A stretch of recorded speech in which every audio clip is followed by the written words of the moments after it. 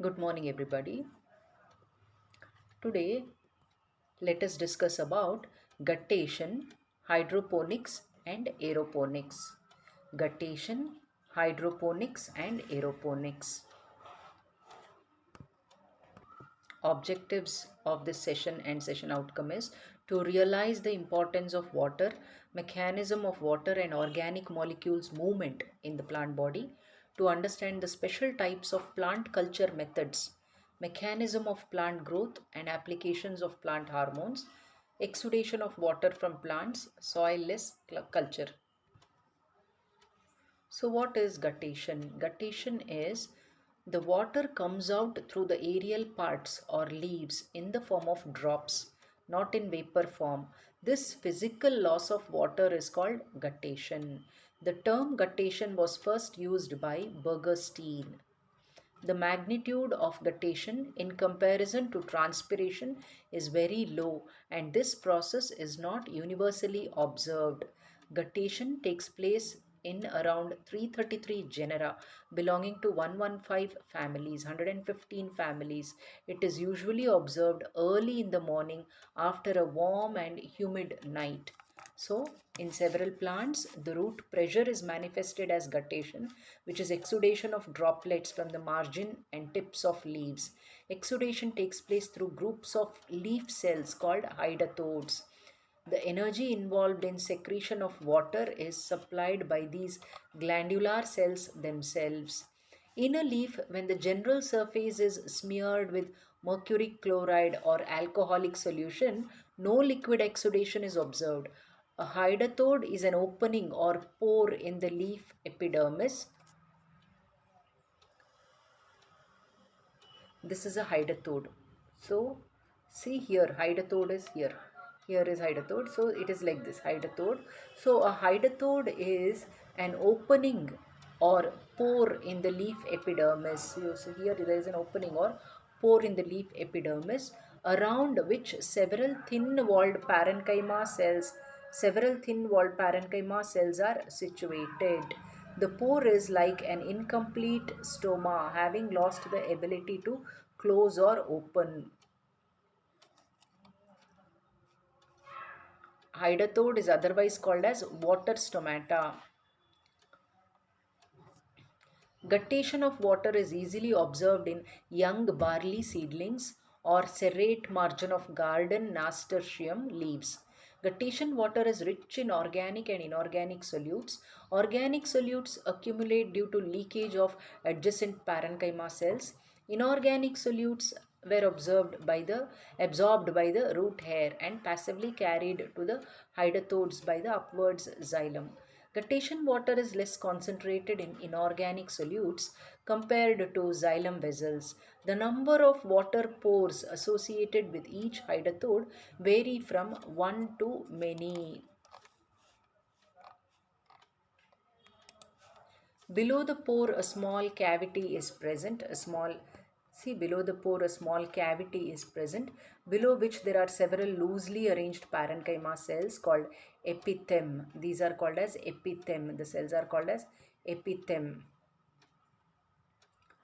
In some plants, hydathodes function during the early period of the plant life.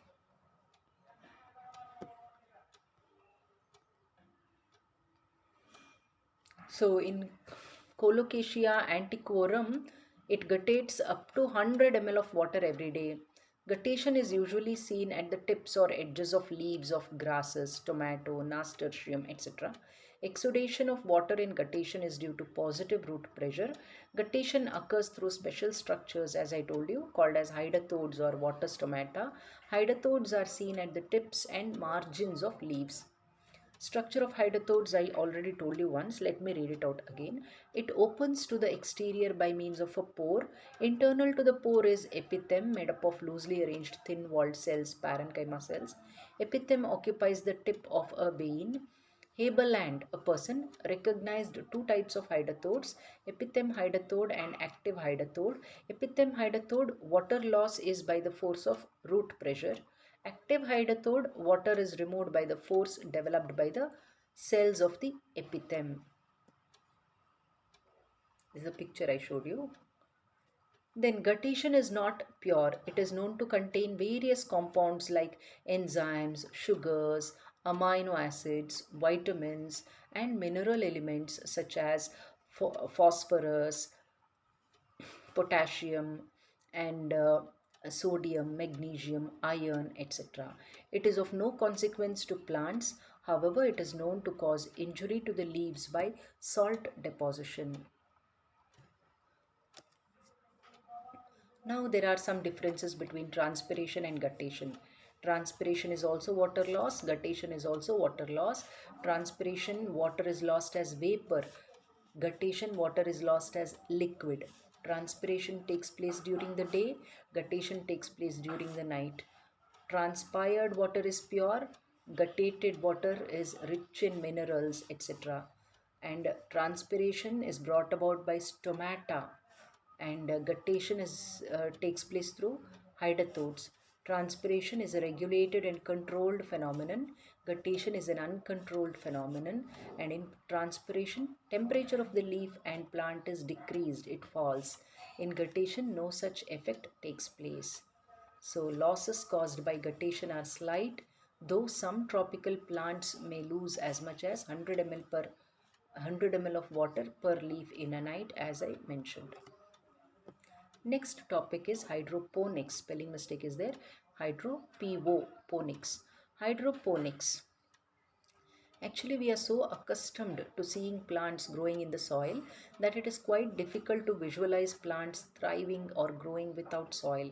When most people think about hydroponics, they visualize plants grown with the roots dipped directly into the water without the growing medium. This is just one method of hydroponic horticultural identified as NFT, nutrient film technique. There are many methods. There are numerous variants of NFT used around the globe and is a very prevalent method of growing plant life hydroponically. Large scale and commercial cultivation of plants in balanced nutrient solutions is called hydroponics or soilless culture. It is a boon for the cultivation of vegetable and ornamental crops in many countries. Russians are the pioneers in the experiment. However, it is useful only for herbaceous plants. It is not practically possible to adopt this method for the cultivation of tree species. Large vats or pot-like structures, tray-like structures are selected, filled with balanced mineral solutions.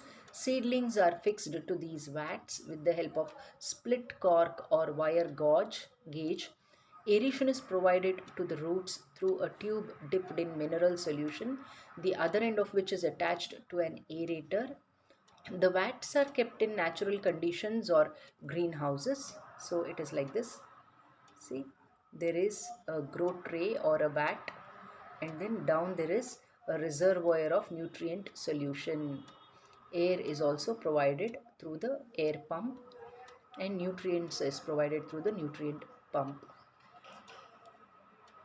So upper one, this one is the overflow drain vat, and this is the reservoir.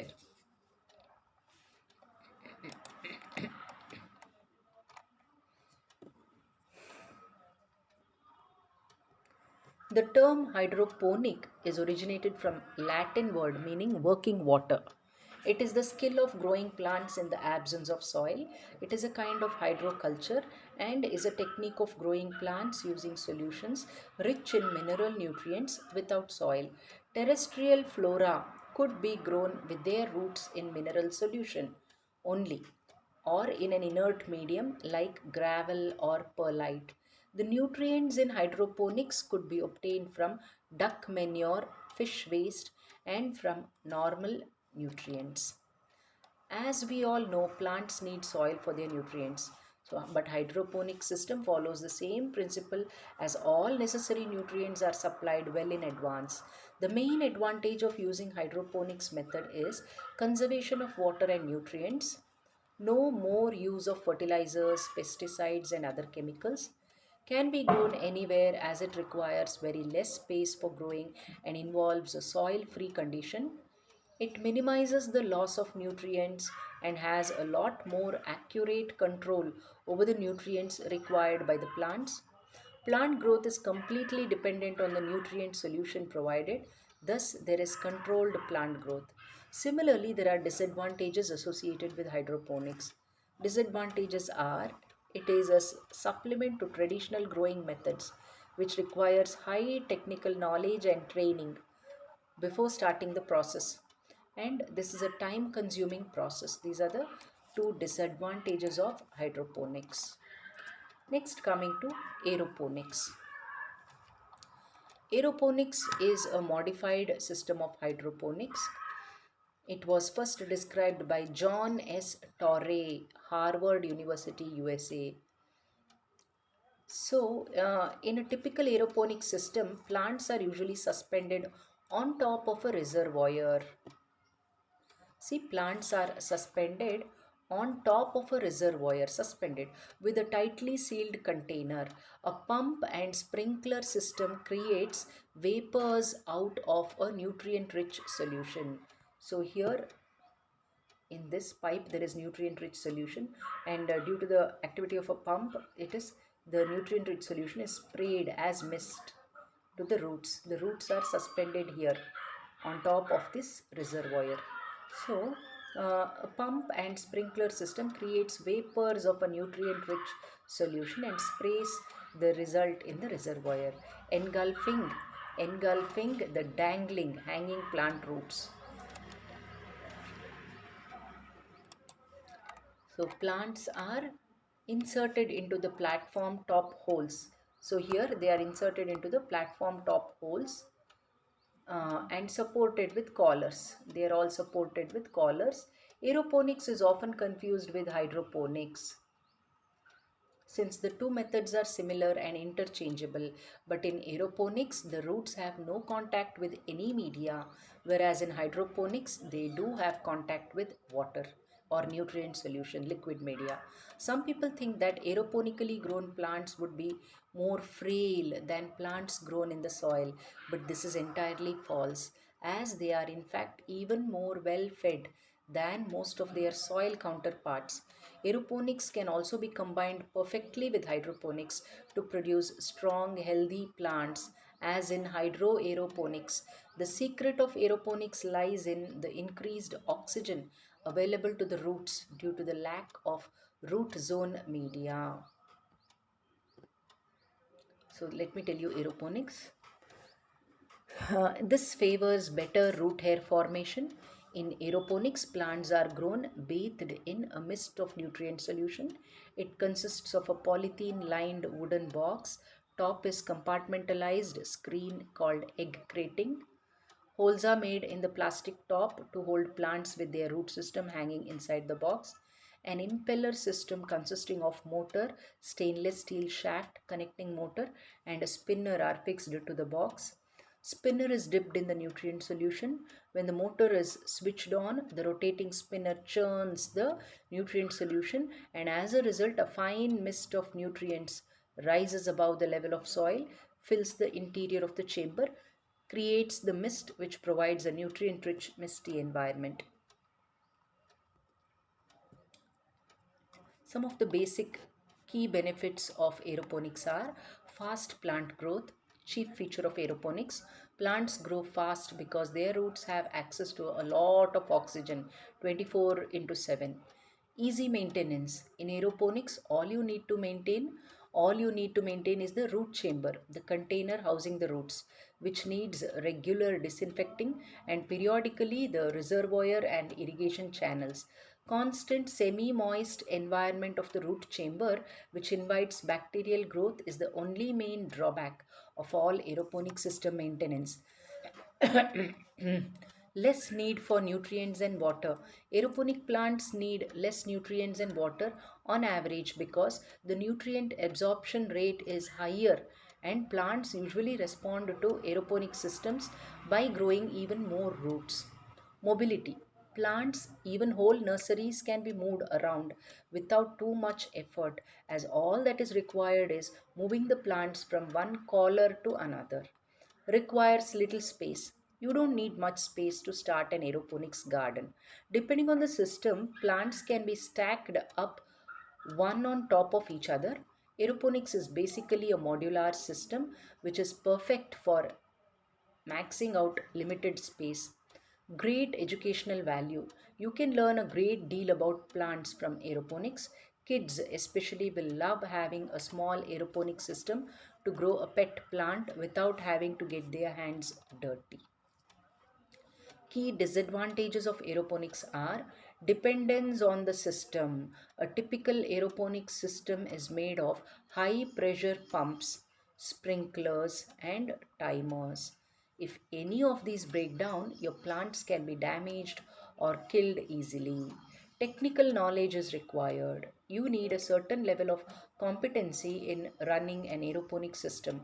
Knowledge of nutrients amounts required by your plant is essential because you don't have any soil to absorb excess or wrong nutrients supplied. So that brings us to the end of this session. Thank you. These are the references.